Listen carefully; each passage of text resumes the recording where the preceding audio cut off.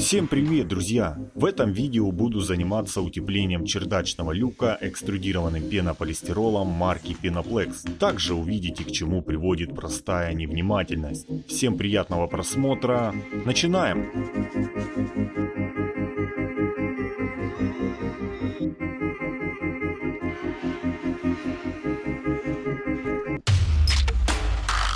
На этом канале вы найдете более 160 серий о строительстве небольшого капитального дома с летней террасой. После установки чердачного люка в холодное время года на крышке собирался конденсат. Это неудивительно, ведь сверху крышки минусовая температура, а снизу плюсовая. Это прямой мост холода в наше помещение. Данный люк нужно утеплить.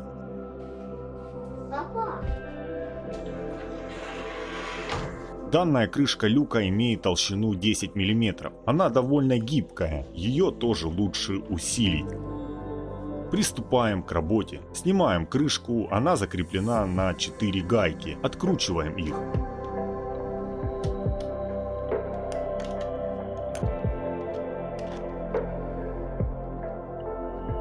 Крышку люка снял. Добро пожаловать в строительный космос.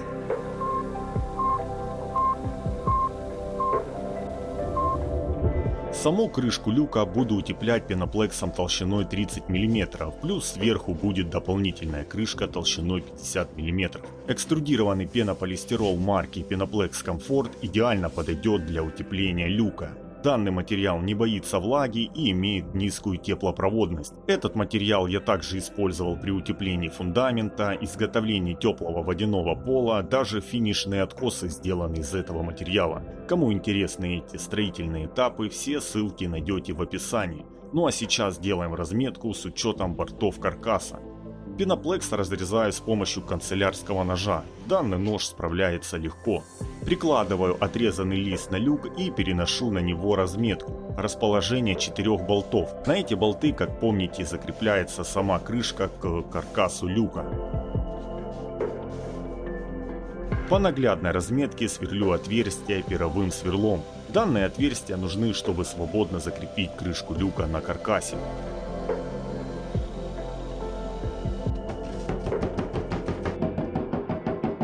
Убираю с крышки многолетнюю пыль влажной тряпкой. Перед приклеиванием листа пеноплекса нанесу риски для лучшего сцепления с клей-пеной.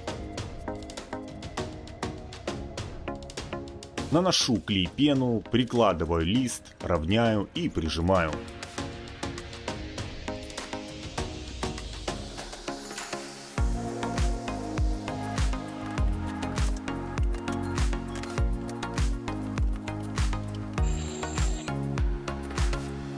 Через час перехожу к следующему этапу. На этом этапе я сделаю усиление крышки люка с помощью двух реек 30 на 20 мм.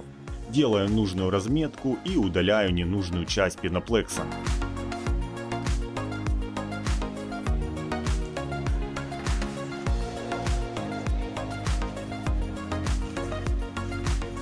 Утапливаю рейку в полученные пазы и закрепляю их на бесценные черные шурупы с обратной стороны люка.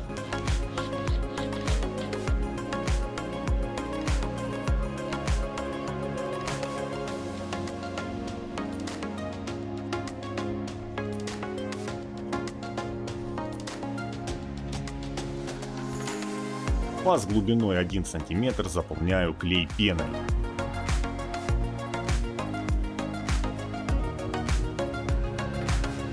Пока сохнет клей-пена, займусь поднятием бортов люка. На эти борты будет ложиться крышка из пеноплекса толщиной 5 см. Эта крышка будет основой утепления чердачного люка. Сами борта будут из пеноплекса толщиной 3 см. Делаю разметку, нарезку и примерку. Борта подогнаны по размеру, теперь можно зафиксировать их на клей-пену и несколько шурупов с шайбой.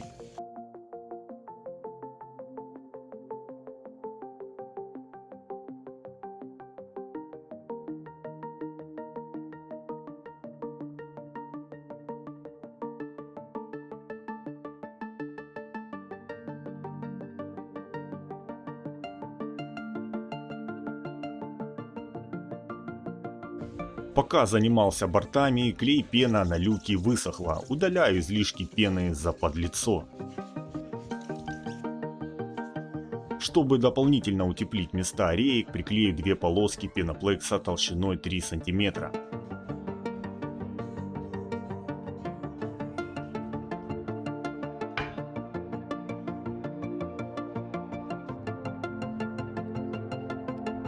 Пока сохнет клей, на бортах уже можно подрезать выступающую пену.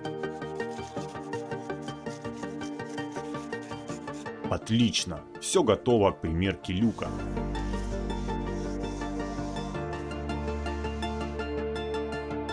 Вот с этого момента, друзья, у меня начинаются проблемы из-за моей невнимательности.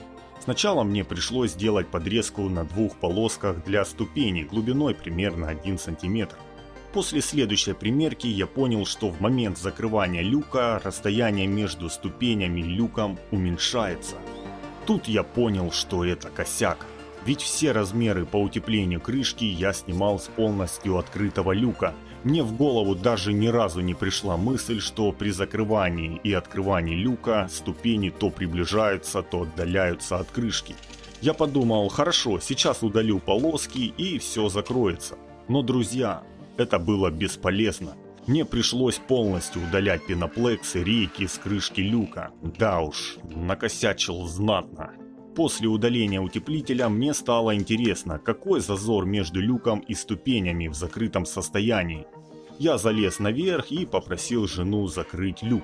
Именно это действие я должен был сделать в самом начале работы. Так бы я понял, что данную крышку не утеплить, по крайней мере изнутри. Перед моими глазами открылось следующее. В закрытом состоянии зазор в левой части люка составлял около 2 мм, а с правой не более 1 см. В общем, 3 часа работы коту под хвост. Не повторяйте мои ошибки, друзья, хотя мне кажется, что я один такой невнимательный. Ну что ты, парень? Ведь это хороший опыт. У меня очень большая проблема, Варюшка, если честно. Тут, блин, такого натворил. Да, не досмотрел чуток, видишь, и все. Переделывать нужно, ну и убирать, конечно, да. Смирившись с тем, что крышку люка мне не усилить и не утеплить, я принялся за подгонку основной крышки. На основную крышку мне понадобится ровно один лист пеноплекса толщиной 5 см. В нем нужно сделать 2 выреза для механизма люка. Так, вот здесь у нас... Также нужно сделать аккуратную плотную подрезку под стропила. Для этого сначала подогнал шаблон. Затем по этому шаблону сделал вырез на крышке.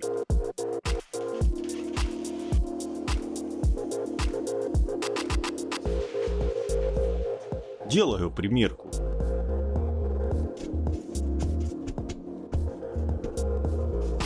Лист садится плотно. Вырезаю прямоугольники для механизма.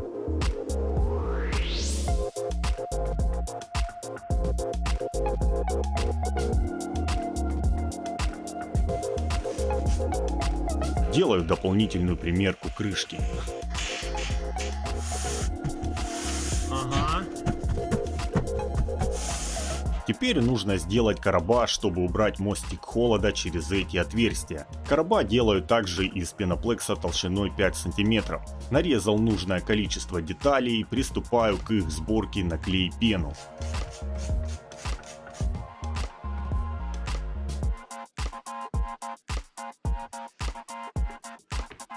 Короба готовы, монтирую их на основной лист.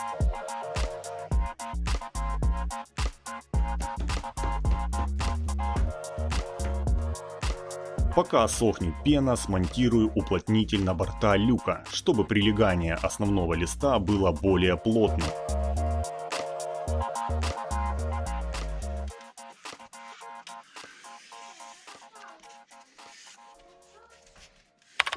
Крышка готова, протестируем ее в деле.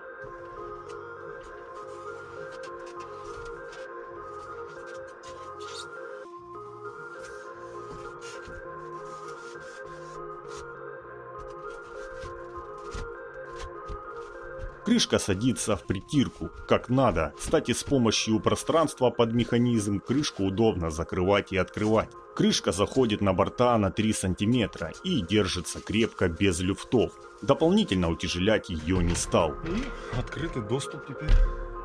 Надеюсь, одна эта крышка решит вопрос с утеплением люка. Что ж, время покажет.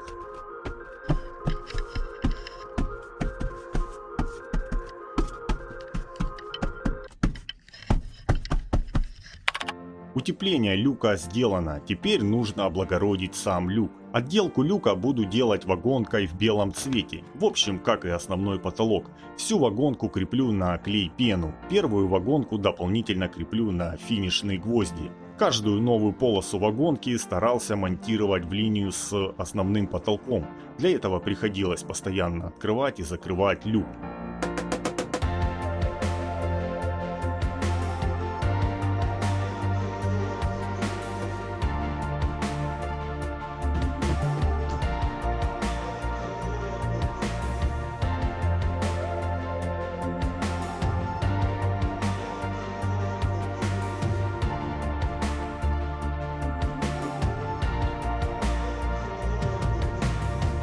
На последней вагонке нужно удалить зуб, чтобы получилась скрытая стыковка.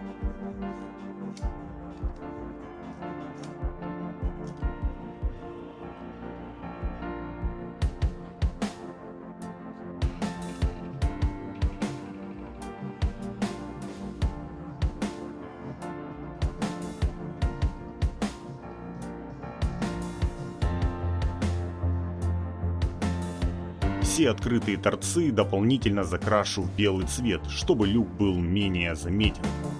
Наш люк оформлен. На финише закреплю на него потолочный светильник. Середина комнаты находится именно на люке. Сам светильник тоже будет на люке, но с другой стороны люстра будет его маскировать. Хотелось бы в это верить. Главное, чтобы при открывании люка мы не оторвали люстру. Здесь, друзья, я все как следует продумал.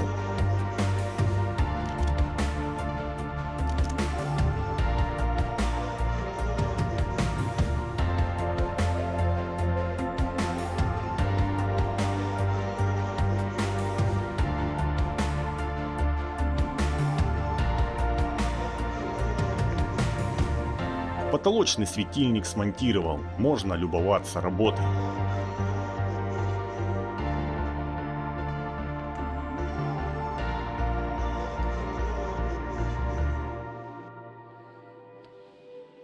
Друзья, не повторяйте моих ошибок, всегда все продумывайте наперед и стройте свои дома по проекту, так проблемы будут минимальны. Спасибо, что досмотрели видео до конца, в следующей серии буду устанавливать приточно-вытяжную систему с рекуперацией тепла на втором этаже. Нравится контент, подписывайтесь на канал, ставьте лайки, желаю всем удачи, легкой стройки, без переделки. Скоро увидимся, всем пока!